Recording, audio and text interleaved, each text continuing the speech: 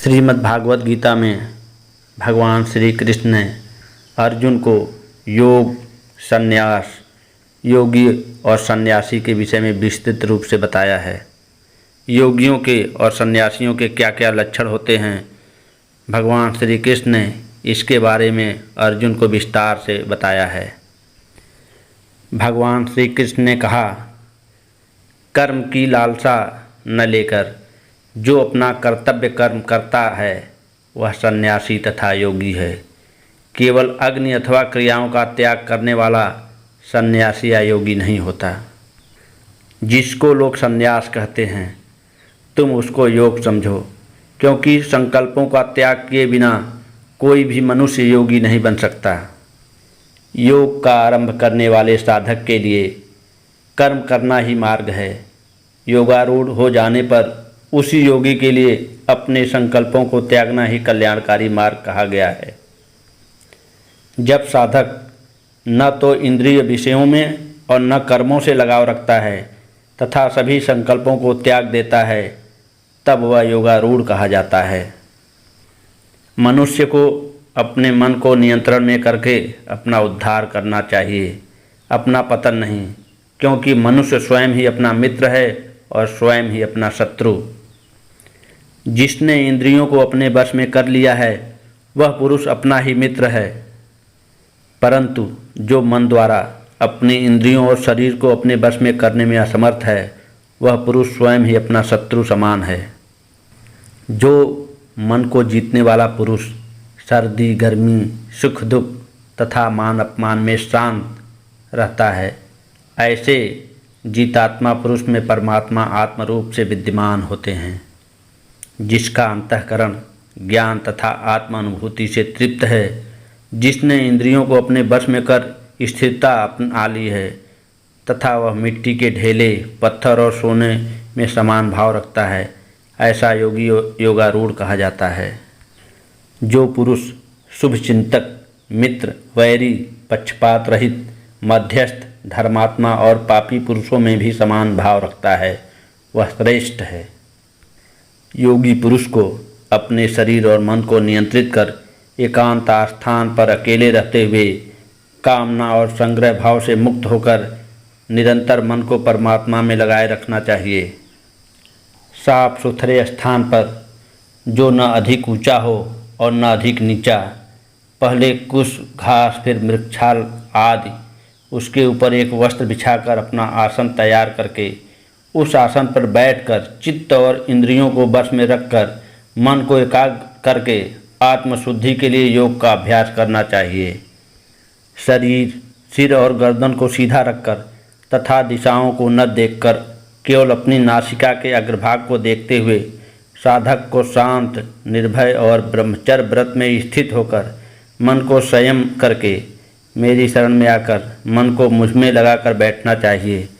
इस प्रकार संयमित मन का योगी मन को स्थिर करने का सदा प्रयास करता हुआ मुझ में स्थित परम मोक्ष को प्राप्त होता है। यह योग उस पुरुष के लिए संभव नहीं है जो अधिक खाने वाला है या बिल्कुल न खाने वाला है, तथा जो अधिक सोने वाला है या सदा जागने वाला है। दुखों से मुक्ति दिलाने वाला यह योग तो उन्हीं को सिद्ध होता है जो आवश्यकता अनुसार आहार विहार करने वाले, कर्मों में यथा योग्य सोने और जागने वाले होते हैं। जब पूर्ण रूप से अपने वश में किया हुआ साधक का चित्त आत्मा में स्थित हो जाता है, तब अनेक कामनाओं से मुक्त होने वाला साधक योगायुक्त कहलाता है।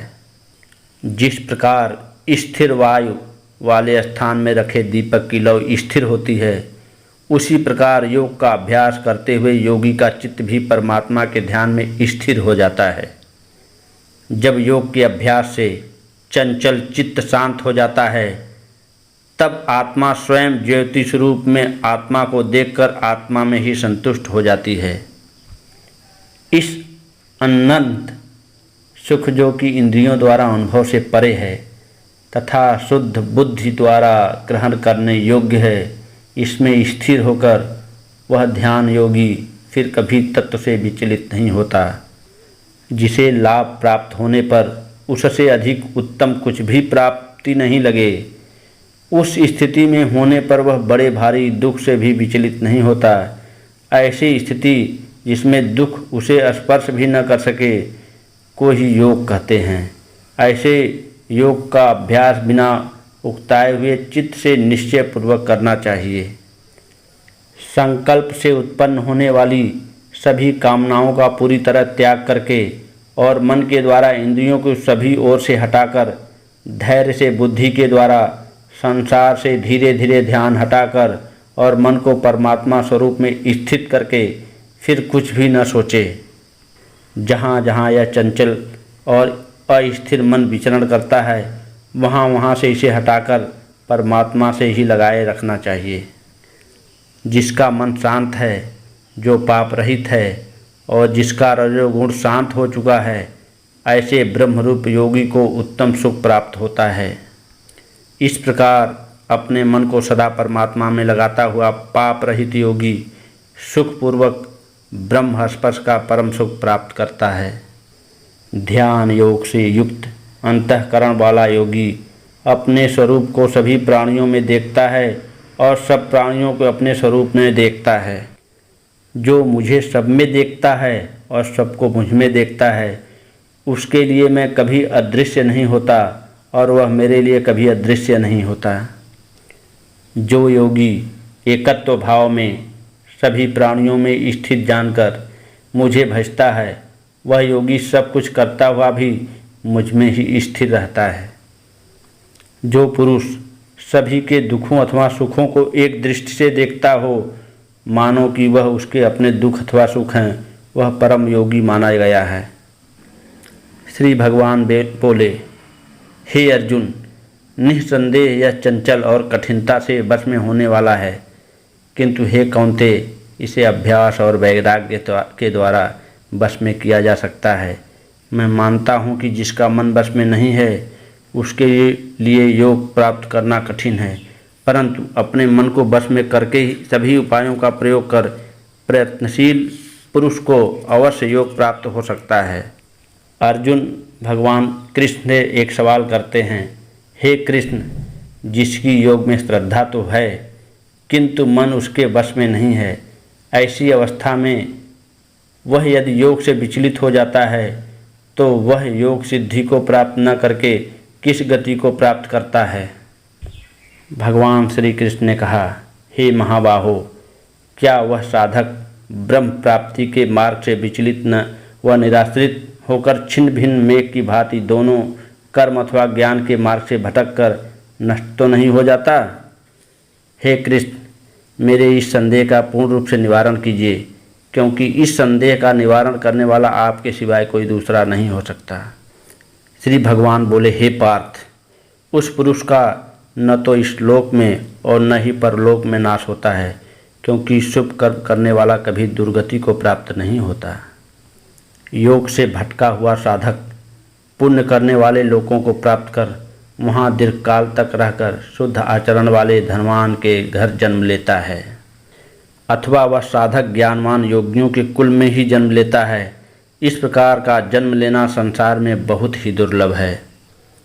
हे कुरुनंदन, वह पुरुष अपने इस नए जन्म में पूर्व जन्म के ज्ञान से संपन्न होकर पूर्ण सिद्धि के लिए उससे भी अधिक प्रयत्न करता है। उसी पूर्वाभ्यास के कारण वह साधक भोगों के परवश होता हुआ भी योग की ओर आकर्षित होता है। योग का वह जिज्ञासु वेदों का अनुसरण करने वालों से उत्तम माना जाता है, परंतु प्रयत्नपूर्वक अभ्यास करने वाला साधक सब पापों से शुद्ध होकर अनेक जन्मों के प्रभाव से पाप रहित होकर परम गति को प्राप्त करता है। क्योंकि तपस्वियों से, ज्ञानियों से और कर्मियों से योगी श्रेष्ठ है, ऐसा मेरा मत है। इसलिए हे अर्जुन, तू योगी बन। समस्त योगियों में जो श्रद्धावान भक्त मुझ में तल्लीन होकर मन से मेरा भजन करता है, वह मेरे विचार से सर्वश्रेष्ठ योगी है।